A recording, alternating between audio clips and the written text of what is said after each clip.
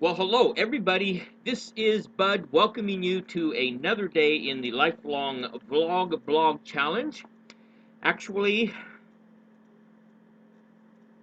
I have to admit, well, of course, if you're following, you know that there was not a vlog yesterday, nor was there a blog yesterday. I did think about, I was mindful of doing it a number of times throughout the course of the day, and for one reason or another, whatever the reason, decided not now. I will do it after this or later or whatever the case was. And then I laid my head down, I went to sleep. It never so much as entered my mind upon hitting the pillow that I had not actually done it. So imagine awaking this morning and realizing that. Um, but, but, but, not to beat myself up over it.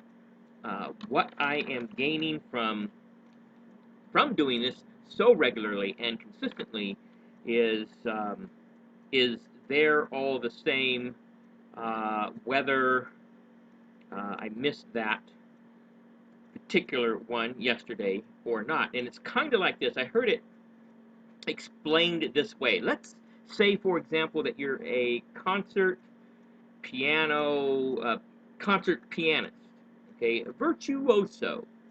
And in order to have attained to that level of proficiency, you no doubt have practiced and practiced and practiced and practiced just to get to that level.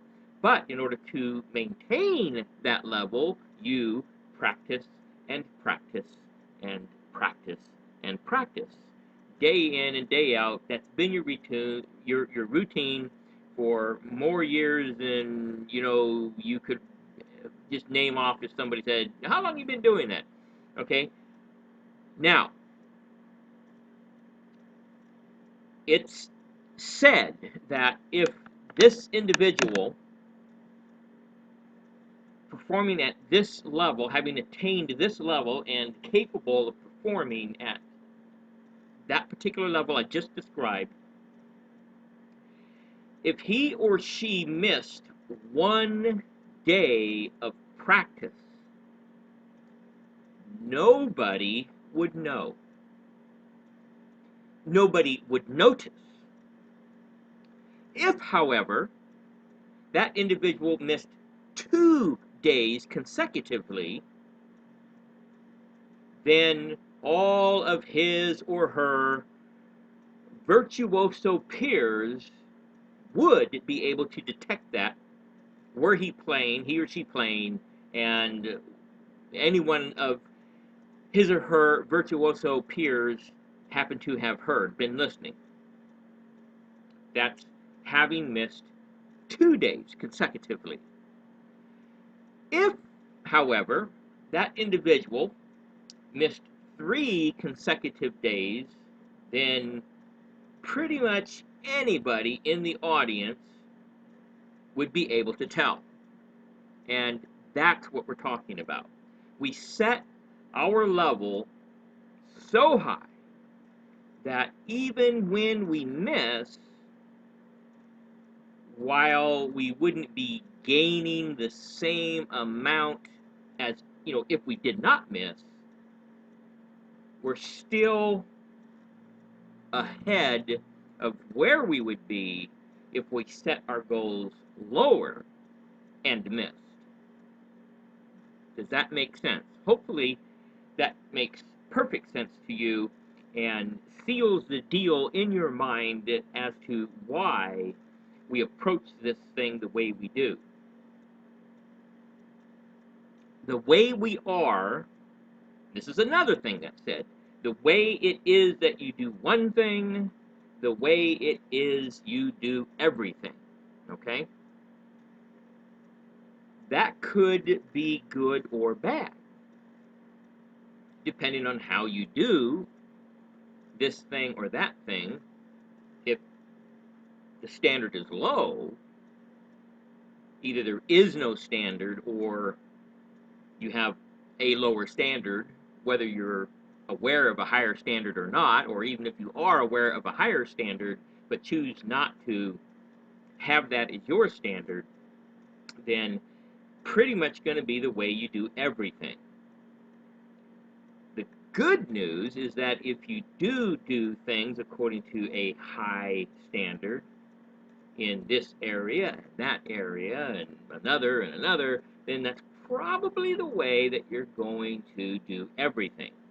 Now, do not be dismayed, because even if you don't have a high standard today, or you don't have a high standard today in everything, let's say you've traditionally or historically have not had high standards in how you behave, how you approach things, how you do things, and you began to adopt higher standards.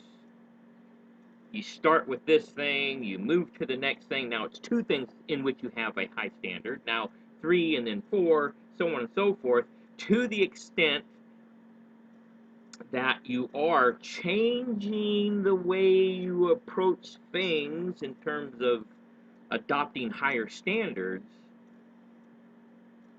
you will keep that up if you continue maintaining that high standard in the areas that you have changed and attained those high standards. So, all that to say is, no matter where we start in this thing, no matter when we start in this thing, no matter where we are, when we start, we can change. And as I like to bring forth and point out, for the sake of further encouragement, is that these changes, these things, it's a finite, a lot of them, a finite body of things, a finite body of information. Now, there might be lots of things that have, there's lots of things to learn if you look at all the things that have to be learned, but you don't have to learn everything about everything, certainly not to start.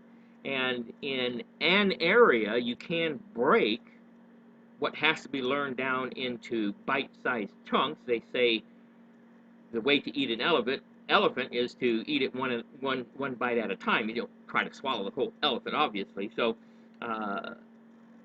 in this same way, taking bite-sized chunks, we can successfully tackle, overcome any area, learn anything, perform at a higher standard in virtually every arena, every facet of our life. Okay, typing. Obviously, I didn't do the typing yesterday either. So, today's typing, 44 words per minute, error percentage 12.0, in a time of 8 minutes, 14 seconds. And there you have it. Okay, this is Bud signing off. I look forward to the next time we can spend time together. Hopefully that will be as early as tomorrow, as soon as tomorrow, but if not, then hopefully as soon as possible. But in either case, as is always the case, until then, do take care, and goodbye.